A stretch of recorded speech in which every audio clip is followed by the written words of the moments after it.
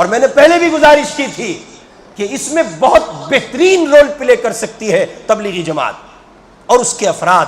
اللہ تعالیٰ ان حضرات کو جزائے خیر دے. یہ گراؤنڈ سے جڑے ہوئے لوگ ہیں.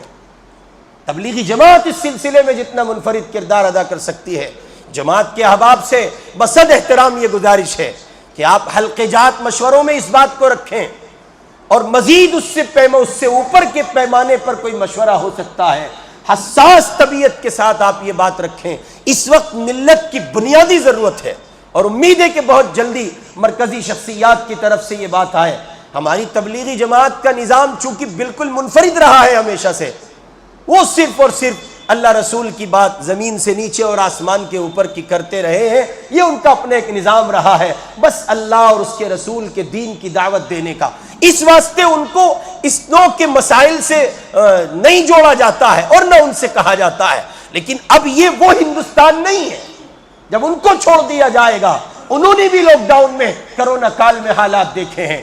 اس لیے ہم گزارش کریں گے بصد احترام اپنے علاقے کے تبلیغی جماعت کے ذمہ داروں سے کہ آپ اسے اپنی مسجد کے مشوروں میں رکھیں اور وہاں سے یہ بات طے ہو. جیسے آپ اللہ کے دین پر لانے کے لیے ساتھیوں کا ڈاٹا کلک کرتے ہیں اور پھر اس پر محنت کرتے ہیں. اللہ کے بندو, ہندوستان خطرے میں ہے.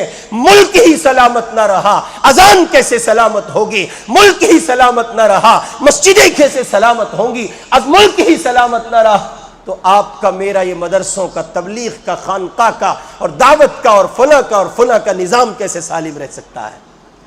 اس لیے آپ سے درخواست ہے, جہاں جس مسجد سے آپ ہیں وہاں آپ یہ طے کریں, اپنے لوگوں سے کہیں کہ مسجد کے پیمانے پر مسجد کا امام اعلان کرے اور وہاں یہ ڈاٹا جمع کیا جائے اور پھر ہر آدمی آ کر کے بتائے اور پھر مسجد کی انتظامیہ, مسجد وار جماعت اور امام محترم کی سرپرستی میں یہ کام ہو. اگر مسجد اس کام کو تقسیم کر لیا گیا کہ میں آصف محمود اپنے محلے کی ووٹ بنوانے اور اس ووٹ کو بنوا کر اس پر زور دے کر کے صحیح استعمال ہو ایک کوشش کر لوں, تو پھر نتیجہ اللہ پر چھوڑ دیجئے.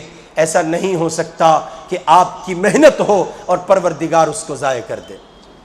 امید ہے کہ آپ اس کو دل میں جگہ دیں گے اور جن کا ووٹ نہیں ہے وہ حساس ہو کر ووٹ بنوائیں گے انشاءاللہ.